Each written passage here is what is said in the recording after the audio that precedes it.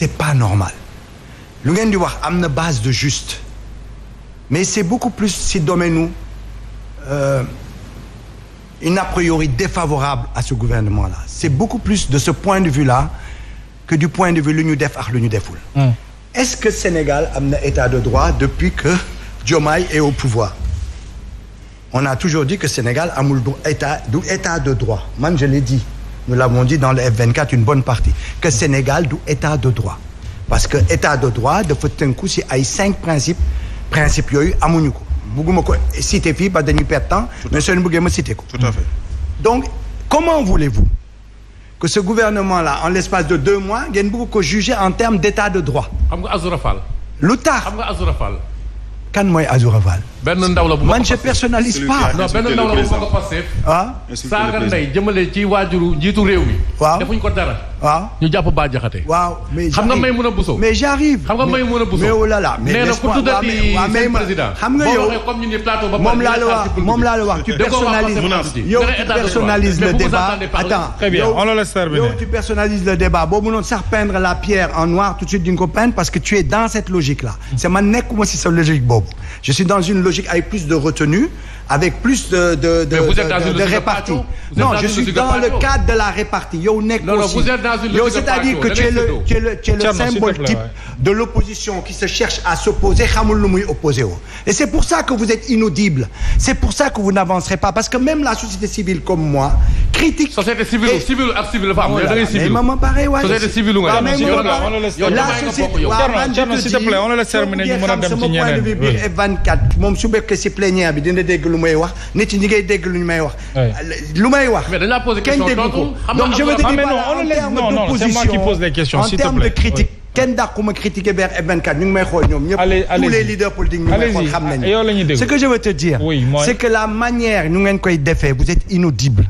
parce que yéen da ngeen bëgg a opposer wu tout de suite à un niveau tel que ñoom egguñu fa donc en fin de compte vous n'avez pas des armes pour s'opposer et vous vous arrêtez sur un faire-valoir. Je vais m'expliquer. Oui. Tu dis par exemple tout à l'heure Ndeye tu disais que la question de l'inclusivité c'était inclusif. Ces assises-là tu peux l'attaquer sur tout sauf sur l'inclusivité. dama ko dire moi je trouve même je les caractérisais de folklore parce qu'il y avait trop d'entités. Ils ont même invité, tu disais pourquoi on n'a pas invité certains prisonniers. Ils ont même invité des prisonniers qui sont objets de meurtre.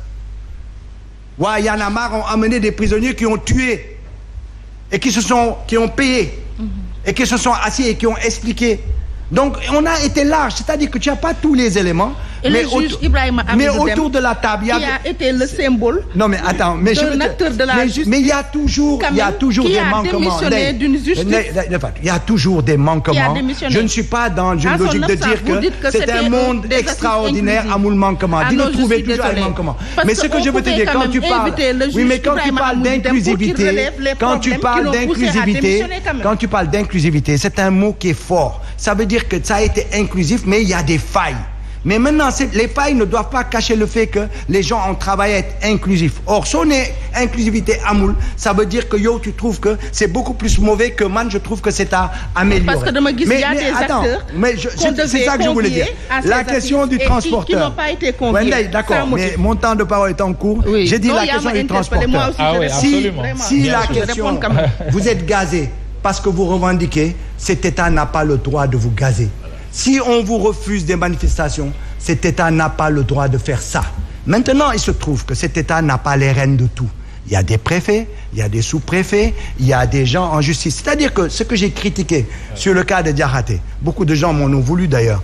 Moi, je dis, mais attendez, cette justice-là qui n'en est pas une, ce procureur-là, qui se permet de juger Diakhaté en l'espace d'une semaine, même si c'est fait de façon correcte, mais lu tax 1 mois avant defu ko avec les autres prisonniers, c'est parce que cette justice n'est pas indépendante. Justice boobu dafa changer son fusil d'épaule parce que l'exécutif a changé et pour faire plaisir à l'exécutif mu def ko. C'est pour ça que yenn yu ngeen di gis ci justice bi, il faut pas tout de suite caractériser que c'est ce gouvernement-là, il faut caractériser que c'est les gens de la justice. Ils doivent donner la justice avant, qui sont toujours là et qui sont là pour donner des gages à l'exécutif. Or ñoom, je leur donne man l'a priori favorable qui veulent nous débarrasser du fait que l'exécutif dit diriger la justice. Je continue. Oui. Maintenant, sur la question des journalistes qui se partagent le gâteau et tout ça, etc.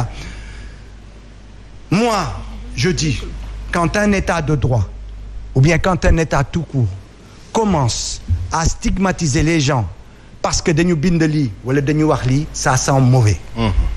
Je suis clair ou pas? Donc je pense que tout le travail n'est pas là-bas. Je pense qu'on doit laisser cette justice. Le fait de nous sortir à chaque fois, un coup d'État est en route, on nous prépare quelque chose, il y a des journalistes qui sont payés. Mais quel est le journal qui n'a pas une ligne éditoriale? Quel est le journal où il n'y a pas des fonds derrière? Amoul, ça n'existe pas. Partout ça existe. Tout à l'heure, par exemple, Mohamed, j'étais beaucoup intéressé. Alors, manifestation, tu vois très bien que sa dynamique, c'était, il voulait savoir, est-ce que manifester, est-ce qu'on vous a réprimé ou pas? Parce que c'était une demande du journaliste et tu as répondu. Et ça, c'est normal, Mouarko. Parce que moi, je trouve ça normal. Parce que c'est pas parce qu'aujourd'hui ce régime est là qu'ils vont pas réprimer et qu'on va pas le dénoncer. C'est pas parce qu'aujourd'hui on ne peut plus parler, bon, de façon plurielle, on te casse. Pourquoi ça? C'est pas normal. C'est-à-dire que ce gouvernement, on l'attend partout, sauf sur ça.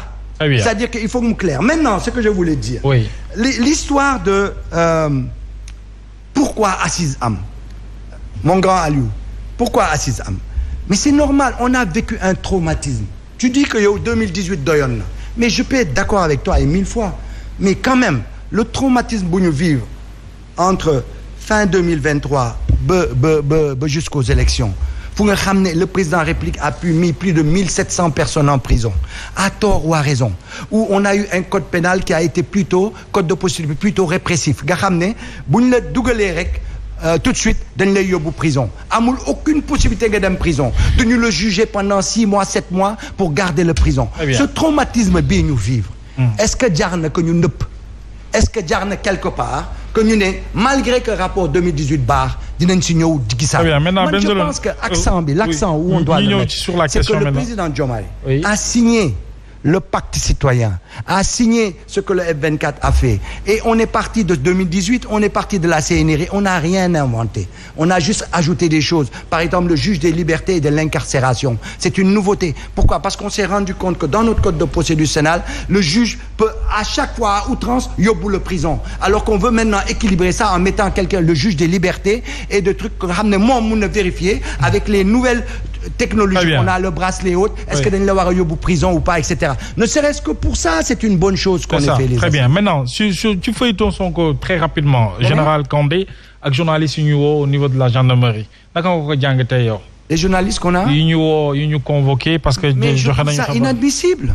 Moi, je trouve qu'un État doit accepter que nous contre le... Il n'y aura pas que des gens qui vont dire bravo Diomaye, que ça n'existe pas. Il faut accepter. Même man, dans intervenir sur les plateaux, je dis carrément, je ne vais pas dire les noms parce que je vais être correct. Les plateaux, ils tenaient plutôt la coalition Diomaye. À chaque fois, nous m'ont posé, tu fais pas de la coalition, mais non.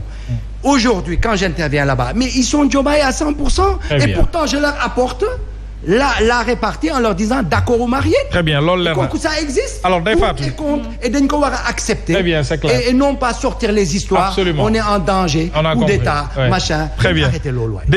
Alors, Ndaïfatou, feuilleton Sonko général Kandé, suivant l'actualité, des journalistes convoqués à la section de recherche.